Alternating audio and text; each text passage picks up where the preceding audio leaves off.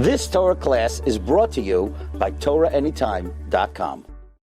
The Gemara says in Masechta Tainis on Lamed Amud Beis, Kol hamisabel al Yushalayim zoiche v'roya b'Yeshuasai. Anyone who mourns for Jerusalem will merit and will see its salvation. But mysteriously, the tense that the Gemara uses is not he will see the salvation of Jerusalem, but roya, he sees presently. That those who mourn for Yerushalayim already see the salvation of it.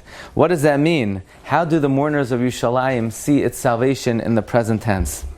Well, when Napoleon reached Jerusalem en route to his world conquest, so he came to the place of the Beis HaMikdash, and he saw that in the place of the Mikdash, people were sitting on the floor weeping and mourning, and Napoleon was amazed. He turns to them, he says, what are you crying about? Why are you mourning? And he says, what do you mean? We're mourning over the temple. Napoleon said, the temple? How long ago did the temple stand? And they said, the temple stood here 1700 years ago. He said, it's impossible for someone to cry over a building that stood 1700 years ago. People stopped crying over relatives shortly after a year. If you're still crying, says Napoleon, that means your temple is not dead. Your temple has not vanished. Your temple still stands. Your temple is still alive. Says Chasam Sofer in his Drashos in Chelek Gimel, page Pei Daled. How is it possible that there's no nation in the world that continues to cry for its former glory? The Roman Empire is long gone, and there is no day in Rome where people gather together to cry for the former glory of the Roman Empire. In Persia today, nobody sits on the floor, weeps, and says lamentations and kinnis for the former majesty of the Persian Empire. How is it that we are the only nation that after all the centuries have passed, we continue to weep and mourn, basically crying over spilled milk? Well, says Chasam Sofer, here's the following analogy. When the brothers came to Yaakov and they told him, Taroif Taraf Yosef, Yosef has been torn apart.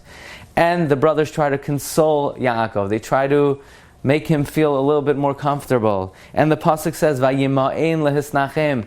Yaakov Avinu could not be consoled. He refused to be consoled. And Chazal explained that the truth is, when somebody loses a relative, how could they ever be consoled? But there's a special decree and a special kindness of God that after a year's time, Hashem allows a person to forget to a certain extent about the acute pain of the mess. However, says Chasam Sofer, that's only if the person is truly dead. But if the person is really alive, there is no such gift, there is no such blessing. In such a situation, the person will never be consoled.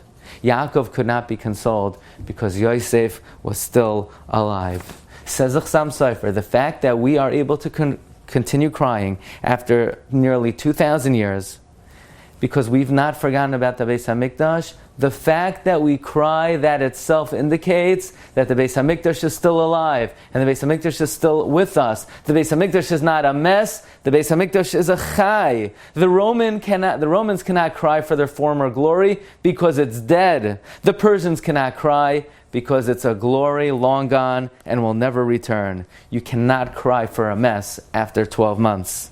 But we could still continue to cry for the Beis HaMikdash because the Beis HaMikdash is still alive. The Gemara says in Sukkah, Daf Mem Aleph, Rashi and Tosfos explain that the third Beis HaMikdash has already been built and it's Oimed B'Shamayim. We just have to be Zoicha to bring down the building. The fact that we're able to cry indicates that the Beis HaMikdash is alive. Therefore, Kol hamisabel al Yerushalayim, anyone who's able to cry over Yerushalayim and mourn over Yerushalayim, Zoicha v'roya b'Yeshuasa, in the present tense. The fact that you're able to cry means it's alive. And if it's alive, that's the greatest consolation. Says Chasam Sofer, this is the true explanation for why Tisha B'Av is a Yom Tif. Because if we still have a Tisha B'Av, then we still have a Mikdash. The more we cry, the more we make the Beis HaMikdash a reality. May we be Zoicha to see that reality this Tisha B'Av. Amen. You've just experienced another Torah class brought to you by TorahAnytime.com.